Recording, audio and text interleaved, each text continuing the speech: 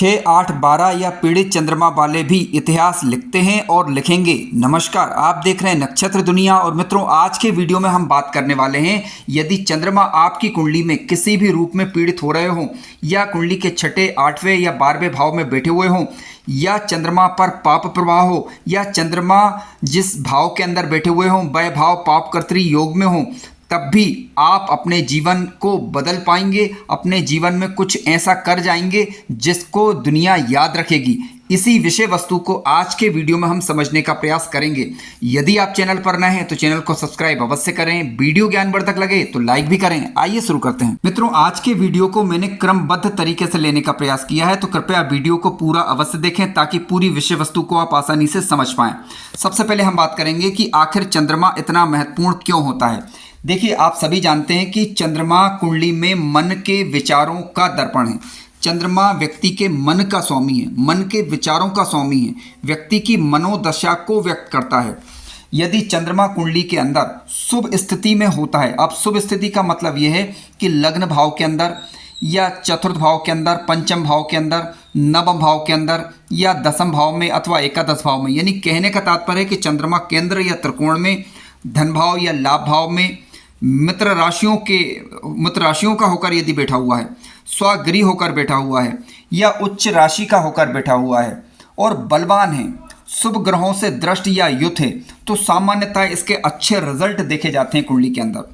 मेष लग्न की कुंडली हो आपकी, वृश्चिक लग्न की हो, कर्क लग्न, धनु लग्न, मीन लग्न, सिंह लग्न, इन लग्नों के अंदर चंद्रमा योग कारक ग्रह माने जाते हैं। आप सभी जानते हैं, चंद्रमा कुंडली के अंदर यदि शुभ स्थिति में होता है तो व्यक्ति के मन की चंचलता नियंत्रित रहती है, व्यक्ति के घर का वातावरण अच्छा रहता है, माता के साथ संबंध मधुर रहते हैं, व्यक्ति की सकारात्मक शक्ति अच्छी रहती है, व्यक्ति चंद्रमा से संबंधित कार्यों में सफलताएं अर्जित करता है, क्योंकि लग्न व्यक्ति का व्यक्तित्व है।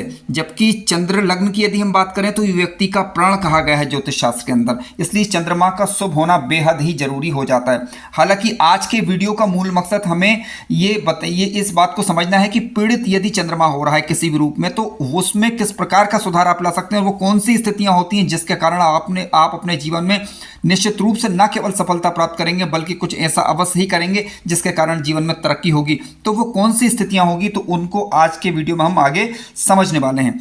मित्रों, चंद्रमा की यदि हम बात करें तो चंद्रमा आप जानते हैं कि वृषभ राशि में उच्च अवस्था के माने जाते हैं। इसके अलावा यदि ये वृश्चिक राशि के होकर बैठे हुए हों तो वृश्चिक राशि में ये नीच अवस्था के माने जाते हैं, अच्छा फल सामान्यतः नहीं देते। लेकिन उसे आप किस तरीके से ठीक कर सकते हैं उसे भी आज के वीडियो में हम जानने का प्रयास करेंगे।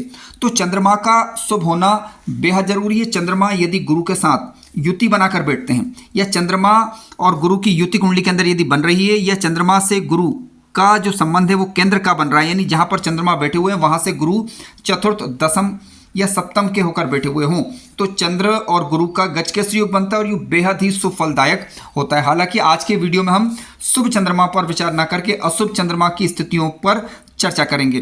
चंद्रमा यदि लग्नेश से युत हो जाए, ध्यान रखिएगा, लग्नेश से यदि आपका चंद्रमा युत है तो भी ये अच्छी स्थिति मानी जाएगी। चंद्रमा यदि आपका भाग्येश के साथ युति बनाकर बैठा हुआ है, या पंचमेश के साथ युति बनाकर बैठा हुआ है, तब भी चंद्रमा अच्छा माना जाएगा। क्यों? क्योंकि ये कुंडली के योग कारक ग्रह होते हैं, लग्नेश, भाग्येश और पंचमेश, इनके साथ यदि चंद्रमा की युति है तब भी चंद्रमा जो अच्छा फल करता है। चंद्रमा शुक्र के साथ यदि बैठा हुआ शुभ स्थिति के अंदर, शुभ भावों के अंदर, तब भी चंद्रमा के अच्छे रिजल्ट देखे जा सकते हैं। चंद्रमा पर गुरु की दृष्टि हो, चंद्रमा पर शुक्र की दृष्टि हो, तब भी ये शुभ संकेत ही सामान्यतः माना जाएगा। हालांकि यहाँ पर देखना ये जरूरी है कि चंद्रमा के पास बल होना चाहिए कुंडली के अंदर। चंद्रमा यदि बलवान रहेगा तो आपको जीवन में, दैनिक जीवन में आगे बढ़ने में आसानी रहेगी, दैनिक दिनचर्या के कार्यों के अंदर आपको आसानी बनी रहती है। तो चंद्रमा इन चीज़ों का क्योंकि बताता है, चंद्रमा क्योंकि सफ़ेद वस्तुओं का कारक ग्रह है, चंद्रमा मजबूत होता है तो आपको सफ़ेद वस्तुओं के व्यापार इत्यादि में सफलता प्राप्त होती है, जैसे कि दूध इत्यादि से बनी वस्तुओं का व्यापार, जल से संबंधित वस्तुओं का व्यापार। इसके अलावा चंद्रमा यदि आपकी कुंडली के अंदर शुभ होता है तो आप चालाकी से, चतुराई से अपने कार्य को करा सकते हैं, अपने कार्य को निकलवा सकते हैं, दैनिक जीवन में आपको आसानी हो जाती है। तो इसलिए चंद्रमा का शुभ होना बेहद जरूरी होता है। लेकिन अब चंद्रमा क्योंकि पीड़ित हो तब क्या करें, तो या किन स्थितियों में आप चंद्रमा यदि आप पीड़ित हो रहा है तो उससे लाभ क्या मिल सकता है और कैसे आप जीवन में तरक्की एडजस्ट कर सकते हैं, उससे समझने का प्रयास अभी हम आगे करने वाले हैं।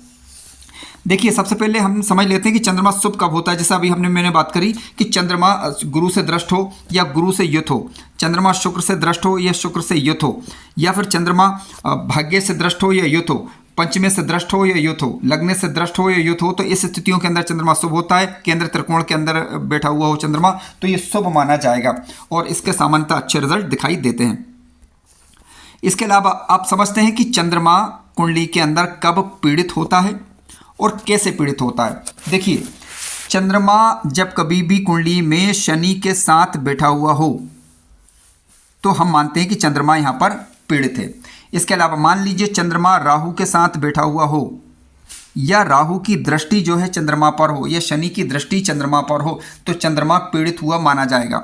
इसके अलावा चंद्रमा यदि कुंडली के छठे भाव के अंदर आकर बैठ जाए, चंद्रमा कुंडली के अष्टम भाव के अंदर आकर बैठ जाए, चंद्रमा कुंडली के 12वें भाव के अंदर बैठ जाए लेकिन अकेला हो, ठीक है, किसी शुभ ग्रह की दृष्टि से युक्त ना हो, ठीक है, चंद्रमा अकेला हो छठे भाव के अंदर या अष्टम भाव के अंदर चंद्रमा अकेला हो या कुंडली के 12वें भाव के अंदर चंद्रमा अकेला हो, राहु से दृष्टि या युत हो, शनि से दृष्टि या युत हो, उसी प्रकार केतु से दृष्टि या युत हो, या फिर चंद्रमा नीच राशि यानी अपनी वृश्चिक राशि का होकर मान लीजिए चंद्रमा, मान लीजिए 10th हाउस के अंदर चंद्रमा बैठा हुआ, उदाहरण स्वरूप कहीं पर भी बैठा हुआ हो सकता है, तो चंद्रमा ये पीड़ित माना जाएगा। या फिर चंद्रमा जहां बैठा हुआ हो अकेला, उसके पहले वाले घर में मान लीजिए कि आपकी कुंडली के अष्टम छठे भाव के अंदर चंद्रमा बैठा हुआ हो और दो पाप ग्रहों के द्वारा चंद्रमा युत हो जाए, दृष्ट हो, घिर जाए, यानी जिस भाव में चंद्रमा बैठा हुआ हो उसके पहले वाले घर में, उसके बाद वाले घर में कोई दो पाप ग्रह बैठे हुए हों तो पाप कर्तृ योग में आ जाएगा, तो चंद्रमा यहाँ पर पीड़ित माना जाएगा। तो ये स्थिति हुई चंद्रमा को पीड़ित करने की। अब सवाल उठता है कि ये पीड़ित चंद्रमा है तो वो लाभ कैसे दे सकता है, ठीक है। तो आइए उसे हम समझने का प्रयास करते हैं कि किस प्रकार से आप इस चंद्रमा का जो है लाभ उठा सकते हैं। देखिए, सबसे पहले तो आप ये देखें कुंडली के अंदर कि जहां चंद्रमा बैठा हुआ है, मान लीजिए कि आपका चंद्रमा बैठा हुआ है कुंडली के छठे भाव के अंदर, तो ये चंद्रमा हुआ पीड़ित। अब मान लीजिए पीड़ित हुआ यानी कमजोर हुआ, ठीक है। अब मान लीजिए ये चंद्रमा जो है शनि के साथ युत होकर बैठ गया तो ये चंद्रमा आपका पीड़ित हुआ। तो अब ध्यान रखने वाली बात यह है कि जब चंद्रमा पीड़ित होता है तो आपको 2-3 बातें एक साथ देखनी है। वो ये देखना है कि लग्नेश की स्थिति क्या है। यदि कुंडली में लग्नेश यदि आपका मजबूत होता है, पहली बात, तो इसका मतलब है कि चंद्रमा आपका जो पीड़ित हो रहा है उसमें कमी देखी जाएगी। क्यों? क्योंकि कुंडली का मुख्य ग्रह आपका मजबूत है, लग्नेश मजबूत है। इसके साथ साथ आपको देखना है पंचमेश। यदि कुंडली में लग्नेश और पंचमेश मजबूत हुए, लग्नेश और पंचमेश मजबूत हुए और चंद्रमा यदि पीड़ित हुआ तो पीड़ित चंद्रमा का उतना ज़्यादा असर नहीं होगा। क्यों? क्योंकि देखिए, जब कभी भी विचार बुद्धि की बात चल रही हो तो लग्न लग्नेश, पंचम भाव पंचमेश और बुध की स्थिति देखिएगा। यदि ये तीनों मजबूत होते हैं या तो ऐसी स्थिति में भी ये पीड़ित चंद्रमा आपको टेंशन या मानसिक परेशानी तो देगा लेकिन जीवन में कोई बड़ी हानि नहीं कर सकता। निश्चित रूप से आप अपने जीवन में तरक्की करेंगे और सफलता हासिल करेंगे। दूसरी बात, मान लीजिए चंद्रमा आपकी कुंडली के अंदर शनि के साथ या राहु से दृष्टि या युत हो रहा है, तो ऐसी स्थिति में आप देखें कि गुरु की स्थिति क्या है। क्या गुरु की स्थिति इस पीड़ित चंद्रमा पर पड़ रही है? यदि हाँ, तो ऐसी स्थिति में भी चंद्रमा जो पीड़ित हो रहा है उसके जो नेगेटिव प्रभाव है उसमें कमी आती है। चंद्र शनि की युति है, चंद्र राहु की युति है, चंद्र केतु की युति है, ठीक है। चंद्रमा किसी भी रूप में यदि पीड़ित हो रहा है, लेकिन यदि गुरु से दृष्ट हो जाता है या फिर ये शुक्र से दृष्ट हो जाता है या फिर ये लग्नेश से दृष्ट हो जाता है या फिर ये भाग्येश से दृष्ट हो जाता है, तो ऐसी स्थिति में भी आपका जो पीड़ित चंद्रमा है उसमें रिलीफ देखने को मिलेगी। अब यहाँ पर ध्यान देने वाली बात यह है कि चंद्रमा यदि पीड़ित है, जैसे मान लीजिए 2 या 2 से अधिक पाप ग्रहों से पीड़ित हो जाता है, तब मना स्थिति थोड़ी सी ज़्यादा खराब होती है। ऐसा हमने प्रैक्टिकल अध्ययनों के दौरान पाया। लेकिन कम से कम एक ग्रह के द्वारा यदि दृष्टि युत हो रहा है और लेकिन उस पर भी यदि किसी शुभ ग्रह की दृष्टि यदि पड़ जाती है तो नकारात्मक प्रभाव में कमी देखी जाती है। अब सवाल उठता है कि नकारात्मक प्रभाव में कमी तो हो गई, लेकिन वो इतिहास कैसे लिखेंगे, ठीक है, क्योंकि यही आज का हमारा वीडियो था। तो उस बात को अब हम समझने का प्रयास अभी करने वाले हैं। तो देखिए, सबसे पहले मैं बात करूंगा कि यदि आपकी कुंडली के अंदर छठे भाव के अंदर चंद्रमा बैठा हुआ है, क्योंकि छठे भाव में हमने चंद्रमा को थोड़ा अच्छा नहीं पाया है, यदि अकेला बैठा हुआ तो निश्चित रूप से कहीं ना कहीं मानसिक परेशानी दिक्कतों की तरफ ये सूचना देते हैं। तो देखिए, छठे भाव के अंदर यदि मान लीजिए आपकी कुंडली में छठे भाव के अंदर यदि चंद्रमा आ गए हैं और पीड़ित हो रहा है, अब शनि के साथ यदि बैठ जाएंगे तो क्या होगा, मान लीजिए शनि ही साथ में चलिए बैठ गए, छठे भाव के अंदर चंद्रमा बैठ गया। अब क्या होगा यहाँ पर, देखिए शनि के साथ प्रभाव से होगा क्या कि कहीं ना कहीं आपको थोड़ी बहुत दिक्कतें या मानसिक चिंता वगैरह रहेंगी, 7.5 इत्यादि के दौरान समस्या होगी। लेकिन यदि मान लीजिए लग्नेश मजबूत हुए, पंचमेश मजबूत हुए, भाग्य भाव और भाग्येश मजबूत हुए, या गुरु से की दृष्टि या शुक्र की दृष्टि चंद्रमा पर पड़ गई, तो ऐसी स्थिति में नेगेटिव प्रभाव में कमी आएगी। और फिर क्या होगा, छठे भाव में बैठा हुआ चंद्रमा यात्रा इत्यादियों से लाभ देगा। इसके अलावा आपका कोई ऐसा व्यापार है जो कि जिसमें आना जाना बना रहता हो, यानी कह सकते हैं कि यात्राएं बनी रहती हों, तो उसमें लाभप्रद ये रहेगा।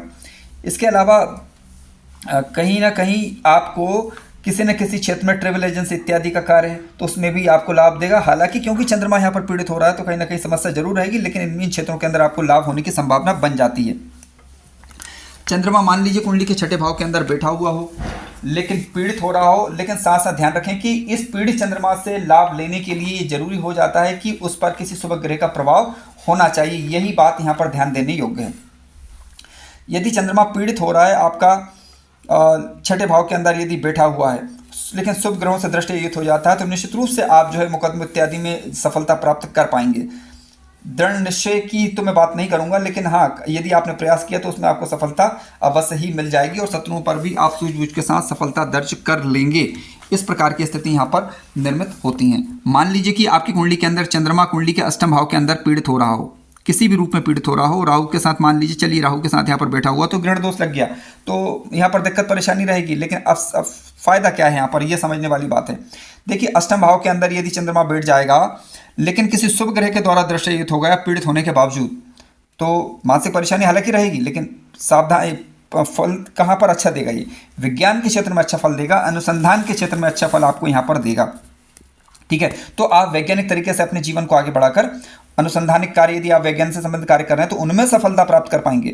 यात्राएं विदेश से संबंधित अगर हो रही हैं तो उनमें सफलता आपको प्राप्त हो पाएगी। विद्या इत्यादि से संबंधित यदि आपका कार्य है और विदेश में यदि आप हैं तो वहां पर आपकी यात्राएं संभव है विद्या प्राप्ति की दृष्टि से, तो उस हिसाब से भी ये चंद्रमा यहाँ पर आपके लिए लाभकारी सिद्ध हो सकता है। मान लीजिए कुंडली के 12वें भाव के अंदर यदि चंद्रमा बैठा हुआ है और पीड़ित हो रहा है, मान लेते हैं हम यहाँ पर शनि के साथ चंद्रमा बैठ गया। ठीक है, अब देखिए 12वें भाव के अंदर क्योंकि चंद्रमा बैठेगा तो ठीक तो नहीं माना जाएगा, क्योंकि व्यय अधिक बढ़ाएगा, मानसिक चिंता इत्यादि बनी रहेगी। लेकिन विदेश में यदि आप हैं तो धन वृद्धि करेगा। लेकिन यहाँ पर ध्यान देने वाली बात है कि या तो पंचमी से दृष्ट हो, या भाग्य से दृष्ट हो, या फिर गुरु से दृष्ट हो, या फिर शुक्र से दृष्ट हो, लेकिन शुक्र कुंडली का योग कारक ग्रह बन रहा हो, जिन ग्रहों के द्वारा ये दृष्टि युक्त होता है वो बलवान होना चाहिए। तो ऐसी स्थिति में निश्चित रूप से कहीं ना कहीं ये सुबह बढ़ाएगा, धन वृद्धि भी करेगा। तो ये इसका एक सकारात्मक पहलू हुआ। तो इस तरीके से आप अपने जीवन में जो है बदलाव ला सकते हैं और तरक्की कर सकते हैं। आइए बात करते हैं कि चंद्रमा मान लीजिए कि आपकी कुंडली के ऐसे भाव के अंदर बैठा हुआ हो और जहां पर ये पाप प्रभाव में आ रहा हो। मान लीजिए कि चंद्रमा कुंडली के आपके सप्तम भाव के अंदर चंद्रमा बैठा हुआ है, लेकिन ये वृषभ राशि का होकर बैठा हुआ है। लेकिन मान लीजिए राहु भी यहाँ पर बैठ गया, अब ये हो गया ग्रहण दोष। लेकिन अब यहाँ पर आपको देखना होगा कि देखिए सप्तम भाव के अंदर चंद्रमा उच्च का होकर बैठता है, उच्च का चंद्रमा, लेकिन पीड़ित भी हो रहा है। तो दो बातें हो गई यहाँ पर चंद्रमा भी उच्च का और राहु भी साथ में बैठा हुआ, तो ग्रहण भी लग गया और साथ साथ चंद्रमा उच्च का हो गया। अब चंद्रमा क्योंकि अब उच्च का सप्तम भाव के अंदर होगा तो क्या होगा कि जातक को दुग्ध इत्यादि से बनी वस्तुओं का व्यापार में सफलता देता है। अब क्योंकि राहु साथ में है तो आप देख लीजिए कुंडली के अंदर यदि राहु योग कारक ग्रह यदि नहीं बन रहे हों, अब इस कुंडली में तो हालांकि बनेंगे, लेकिन मान लीजिए आपकी कुंडली के अंदर इस कुंडली के अंदर नहीं बनेंगे क्योंकि वृश्चिक लग्न की कुंडली होगी। चंद्रमा यदि योग कारक ग्रह यदि आपकी कुंडली के अंदर वृषभ के चंद्रमा बैठे हुए हैं, लेकिन चंद्रमा राहु योग कारक ना हो तो राहु से संबंधित वस्तुओं का दान जैसे इस कुंडली के अंदर किया जा सकता है। तो जो ग्रह पीड़ित, कहने का तात्पर्य है कि जो ग्रह आपकी कुंडली में चंद्रमा को पीड़ित कर रहा हो, यदि वह ग्रह योग कारक ना हो तो किसी अच्छे ज्योतिषाचार्य पंडित जी से सलाह लेकर उसकी वस्तुओं का दान करने से भी चंद्रमा के सुवत में बढ़ोतरी की जा सकती है। तो इस प्रकार आप अपने जीवन काल में उसका लाभ ले पाएंगे। तो ये इसका एक सकारात्मक पहलू हुआ। ठीक है, तो चंद्रमा यदि आपकी कुंडली के अंदर पीड़ित हो रहा हो तो जो ग्रह पीड़ित कर रहा है उससे संबंधित वस्तुओं का दान करें, मान लीजिए कि चंद्रमा देखिए यहाँ पर पीड़ित हो रहा है और मान लीजिए कि इस चंद्रमा पर गुरु की दृष्टि है। मान लीजिए आपकी कुंडली के अंदर गुरु महाराज बैठे हुए हैं 11वें भाव के अंदर, उदाहरण के लिए। अब इनकी 9वीं दृष्टि क्योंकि चंद्रमा पर पड़ेगी तो चंद्रमा पर गुरु की दृष्टि का पड़ना शुभ माना जाएगा। अब करना क्या है, गुरु के शुभ प्रभाव को बढ़ाइए, राहु के नेगेटिव प्रभाव को घटाइए। यानी राहु से संबंधित वस्तुओं को या तो दान करिए या फिर जल प्रवाह करिए। गुरु के लिए वेद मंत्र का जप आप कर सकते हैं कुंडली के अंदर, यदि योग कारक बनते हैं आपकी कुंडली के अंदर वेद मंत्र बीज मंत्र का जप कर सकते हैं, ठीक है। या गुरु से संबंधित वस्तुओं का प्रयोग अधिक से अधिक कर सकते हैं यदि योग कारक ये बन रहे हो तो ऐसी स्थिति में आप उस पीड़ित चंद्रमा से भी लाभ उठा सकते हैं। तो मित्रों ये डिपेंड करेगा हमारे ऊपर कि हम उसका लाभ किस तरीके से ले रहे हैं, क्योंकि लाभ लेना भी एक कला है। लेकिन मान लीजिए कि चंद्रमा आपका अमावस्या का हो, चंद्रमा आपका ऐसी तिथियों में हुआ हो जब आपका जन्म, ऐसी तिथियों में आपका जन्म हुआ हो कि जब चंद्रमा उदित ना रहा हो या चंद्रमा का प्रकाश न्यून रहा हो, तो देखा गया है कि कहीं ना कहीं मानसिक पीड़ा समस्या का सामना करना पड़ सकता है। ऐसी स्थिति में भगवान शिव की आराधना किसी भी स्वरूप में करें। शुक्रवार को या अथवा सोमवार को आप कन्या भोजन कराएं, उसमें खीर इत्यादि बच्चों को खिला सकते हैं, इससे चंद्रमा के शुभ बल में बढ़ोतरी हो। तो इस प्रकार से आप अपने चंद्रमा को शुभ बना सकते हैं। और इसके अलावा जो ग्रह पीड़ित करा उससे संबंधित वस्तुओं का दान करें, सूर्योदय से पहले उठें, ओम नमः शिवाय का जप करें या ओम का गुंजन करें और अपनी आदतों में सुधार करें, क्योंकि ये जरूरी हो जाता है कि चंद्रमा जब निगेटिव हो रहा हो किसी भी रूप में तब आदतें काफ़ी महत्वपूर्ण होती हैं जिसे आप बनाते हैं। तो आप कोशिश करिए कि ज़्यादा से ज़्यादा आप सकारात्मक पक्ष की तरफ ज़्यादा झुकाव आपका बना रहे, नेगेटिव पक्ष की तरफ ज़्यादा झुकाव ना रहे। मित्रों ध्यान रखें कि जिनकी कुंडली के अंदर चंद्रमा पीड़ित हो रहा हो, ऐसा देखा गया है कि वो अक्सर ज़्यादा सोचते हैं, ठीक है। कई बार कुछ ऐसी बातें भी दिमाग के अंदर आ जाती हैं जो कि आपको आगामी समय में बहुत सारी चिंता परेशानियों से बचा लेती हैं। लेकिन नेगेटिव पहलू केवल इतना होता है कि ज़रूरत से ज़्यादा सोच लेना भी ठीक नहीं है। तो आप ये करिए, जो पीड़ित कर रहा है आपकी कुंडली में चंद्रमा को, उससे संबंधित वस्तुओं का दान करें और जो शुभ प्रभाव दिखा रहा है उसके शुभ बल को बढ़ाने का प्रयास करें। लेकिन किस तरीके से बढ़ाया जाएगा, इसके लिए आप अपनी कुंडली का विश्लेषण किसी अच्छे ज्योतिषाचार्य या पंडित जी से करा सकते हैं। कार्यक्रम ज्ञानवर्धक लगा हो तो लाइक करें, चैनल पर नए हो तो सब्सक्राइब भी करें। धन्यवाद।